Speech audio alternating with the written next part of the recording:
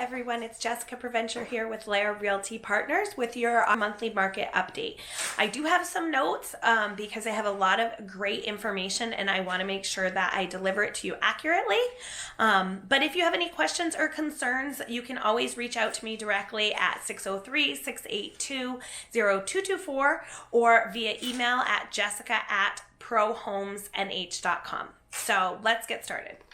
The first thing I wanted to talk to you about is the impending recession.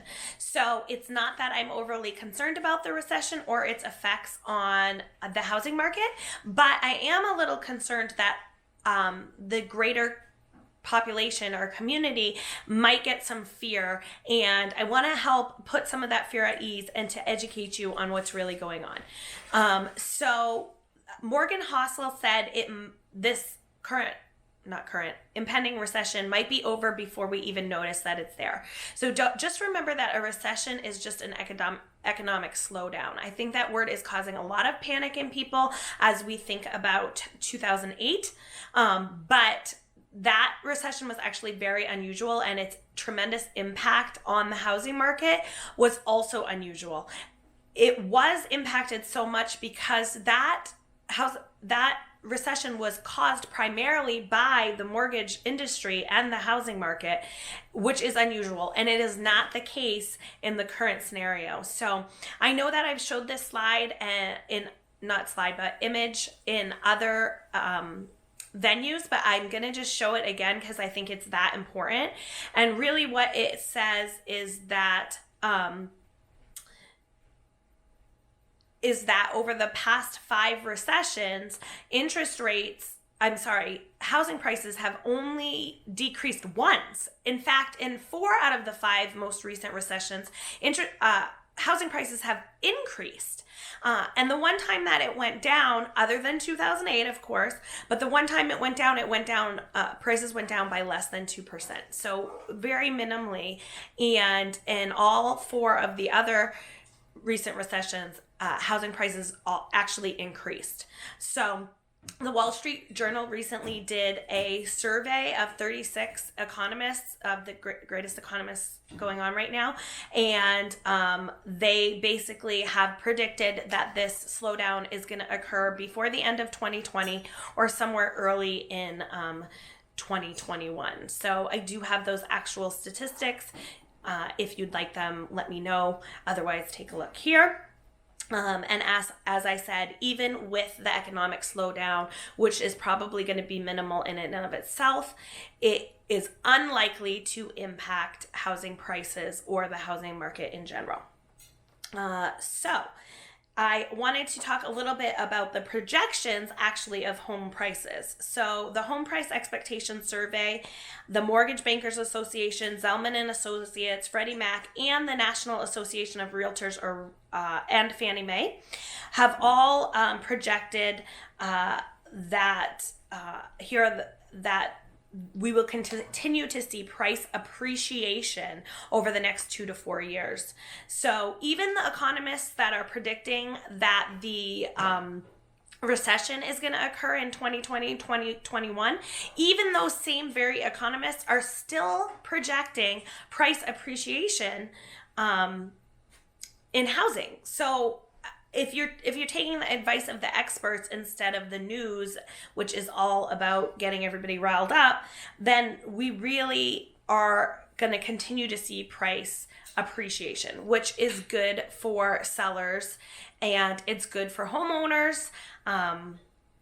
So that's awesome. So for everyone out there considering waiting, that you think the market's going to crash or that prices are going to come down and you're going to cash in, that is nowhere in sight. And just remember the price of doing nothing. You could be waiting for a very long time. So I did just want to also mention that the forecasted year change in price by CoreLogic last year, over the entire country in the last 12 months, according to CoreLogic, prices went up by 3.6%. That was even higher here in New Hampshire. In fact, last year, over the last 12 months, prices have gone up 7.2% here in New Hampshire. So we are definitely still appreciating that at a higher than normal rate. And they are expecting nationwide that prices in the upcoming 12 months will continue to appreciate by 4.5%, which is a more normal appreciation level. So there is very little, if any, indication that we are going to have any price decreases.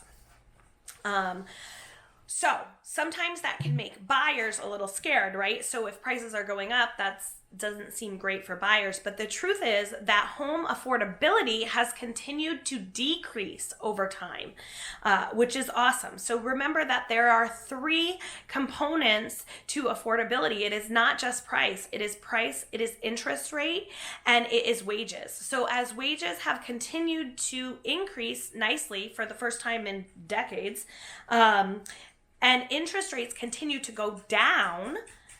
Right now, it's unbelievable. The national average right now is 3.67%, which is phenomenal.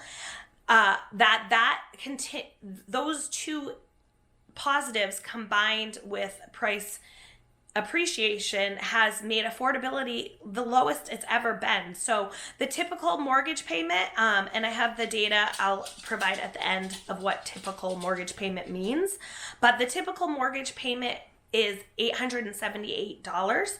That is less than it was a year ago. And well, let me rephrase that. This data is good through June. June was the last time we have data, so we'll be getting new data.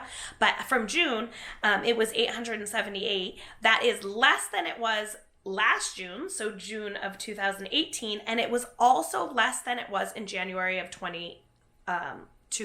So that means that affordability is lower now than it was before the bust. So what I'm getting at is not only are we in a great situation for sellers, but we really truly are in a great situation for buyers as well. The market is a great time to get into home ownership or even investment properties. So don't wait. So speaking of that, I kind of mentioned it a little bit, with price appreciation that also leads to homeowners' equity.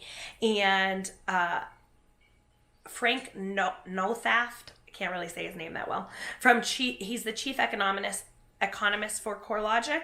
He said, and I quote, Borrower equity rose to an all-time high in the first half of 2019 and has more than doubled since the housing recovery started. Combined with low mortgage rates, the rise in home equity supports spending on home improvements and may help improve balance sheets of households who could take out some equity loans to consolidate their debt. So really, it's just another component to the value of home equity and how it contributes to overall family wealth. And this is why I'm so passionate about this business. But it's more than that. So what I wanted to talk about is that the home equity in New Hampshire alone has gone up $8,000 year over year. So that's pretty good. You make $8,000 in a year by just living in your house. I'll take it. And that doesn't take into consideration what you've paid down on your mortgage. So that's just the price appreciation, which is pretty awesome. So talking about wealth and the impact of home ownership, you'll notice that all the same CoreLogic groups, Fannie Mae, Nair, etc., are all expecting appreciation over the next 5 years. Okay, a lower appreciation, somewhere between 3 and 4% each year. But what that could mean is that over 5 years, just taking into consideration increase in prices projected and very marginally projected, like I said, somewhere between 2, 4, 3% a year, that the average family could increase their wealth by $37,000 in 5 years. So, that's not something you get when you rent. You're actually paying for somebody else to do that. So if you've been renting, consider what owning could do for you in 5 years.